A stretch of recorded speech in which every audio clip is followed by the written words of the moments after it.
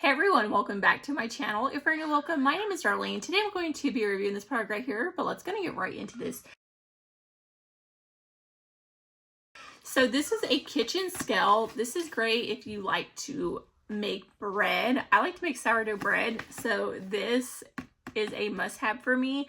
Let me go ahead and show you exactly what it looks like and how it works. So it does come with a user manual. And this is what the scale itself looks like. You can see you have your power button, and then you can actually use different units. So it is kilograms. You can switch it to ounces, to pounds and ounces, to milliliters, or to grams. Usually when I'm cooking, I like to use grams. And that's pretty much all there is to it. The color and everything's really nice. I love the white and gold.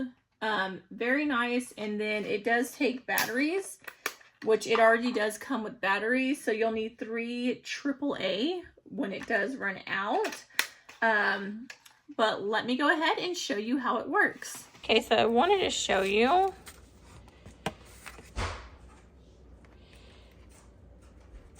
So it's 133.